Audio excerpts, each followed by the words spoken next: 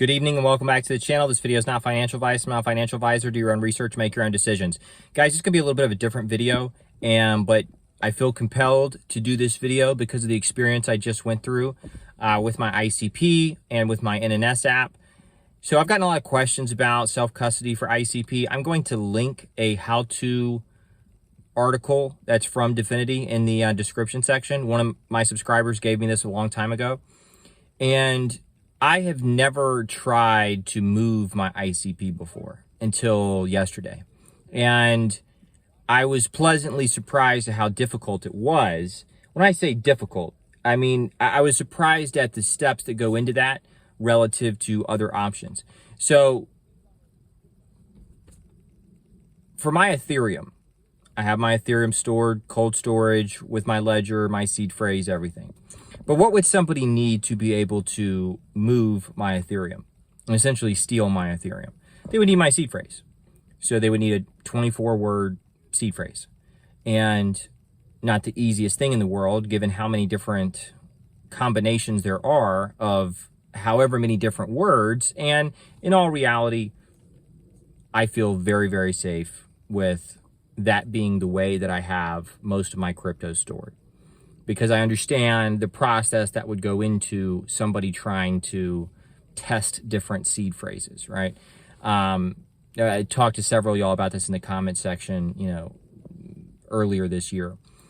And I understand the process that goes into recovering a seed phrase on a new ledger device, because I've done that before.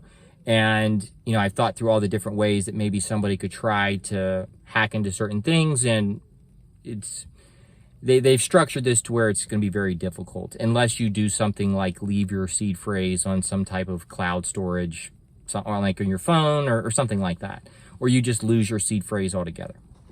But that's what somebody would need. To be able to steal my Ethereum, you would need my 24-word seed phrase. Now, compare that to ICP. What you would need to steal my ICP, you would need one of my devices. So you would need one of my laptops or my phone. Now, I will say this also, this isn't advice, this is just what I did personally. I have 3 devices hooked up to my ICP account.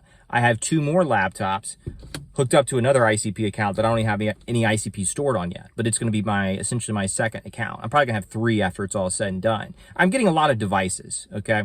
And I'm getting cheaper devices, and I'm just using them as essentially keys, more or less.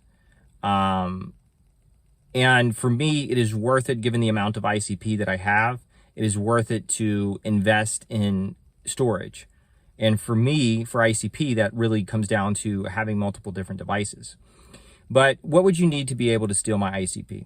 So you would have to, have one of my approved devices. So let's say the laptop. So you would need the laptop. That's 1. Then you open it, you need the passcode. So that's 2. Now, couldn't you just reset the computer without the passcode and then go back into it? I tried that too, because I wanted to see for myself. So I did a hard reset on a computer that I had attached to my ICP account. Hard reset. So it comes back in, clears off everything. I come back in. I try to log into my ICP account from that laptop that was authorized. And it's the same laptop, same device, but yet my ICP account was not going to allow me to come in after I reset that computer.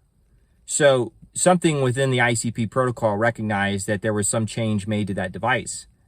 And I had to go back and reauthorize that very device after I did a factory reset with another pre-approved device. So just wanted to let everybody know, I'm sure some of you also use the NNS ledger combination when you're storing your ICP. But I did that. Now, I don't know if it's going to be the same for you on your end, but that was my experience. So even if somebody were to steal my laptop and then factory reset and then try to go back in with not having to use the original password to get into the computer and then try to go into my ICP account, from my experience just now, it didn't let them in. So you would need the computer. You would need the password to the computer. After that, then you open up the computer and you can log into my ICP account, assuming that the anchor is pre-populated. So So you still need two things. So now you're in my ICP account and you can see how much ICP I have, right? However, at that point, if you use the Ledger NNS combo and you use the Ledger through the NNS, essentially, then you need my Ledger and my password to my Ledger. So you need essentially 4 different things all together simultaneously just to be able to sign a transaction. Now, I didn't have to set it up this way, okay? I could have not used the Ledger. But, guys, I don't know how you hack that. I really don't. Like, I can't. That's what you need to do a transaction. You need an approved device. You need the password to that device. Then you got to get in, and then you go into the ICP account. And from there, to be able to even to be able to move anything, you also need my actual Ledger device and the password to my Ledger. I mean, the ICP/Ledger integration and that setup might be the best multi-signature wallet option on the market right now. Now, I don't know if the Bitcoin and Ethereum integration, and one of you smarter people, maybe in the Dfinity community, maybe you're in the forums and everything, maybe you can answer this question. Maybe it's come up in a Q&A.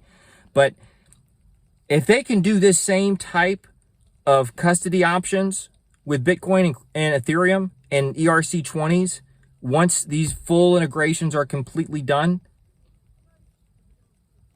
guys, that's a very, very big game changer. Because I just took you through what it would take for somebody to steal my Ethereum.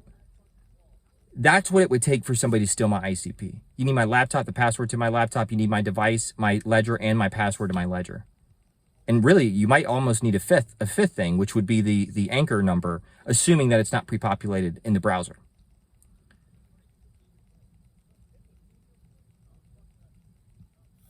So, and because I'm on here, and because I just say whatever the fuck I want to, and I will continue to do that. Actually, it's going to escalate moving forward, because as all of this progresses, and so many things that we've been talking about for a year and a half actually play out in the real world, like they've been doing here recently. And as this market grows and these market caps grow, I mean, my filter is just going to, I mean, I don't have much of a filter anyways, but, and so when I'm thinking about this, I'm saying, you know, if I'm going to remain on the internet, just saying whatever I want to, you know, at some point in time, you know, that might be problematic. And I want to make it as difficult as possible to be able to shut me down or censor me or anything like that. And so I've taken a lot of measures when it comes to custody of my crypto. Like I have shit across like 12 different chains, across 5 different sets of keys.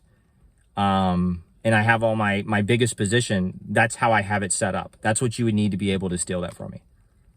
So, plus, dude, ICP already has facial recognition and a fingerprint sensor functionality for identification and authorization.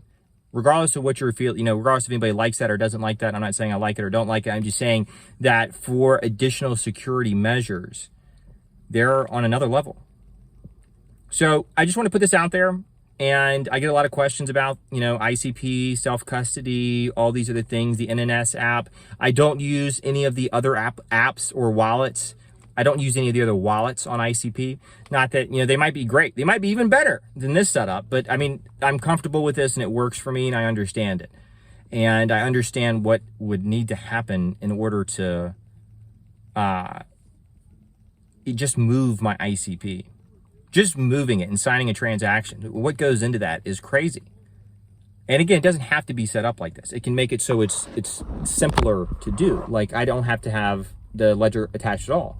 I can just use my device and, you know, my password to my device. But then for whatever reason, if somebody does get in, they'll be able to move with just my password to my device. So I just wanted to go over that. Let me know if you have any thoughts in the comment section below. I know this is kind of a random video to do, but I just had to do this video after I just went through that experience, so I had to do the video. Okay, that's all I have, and I'll do another video going over other things, but I just wanted to get this out there. Thank you everyone who's liked, shared, and subscribed. Take care. Have a good night. I'll see you next video.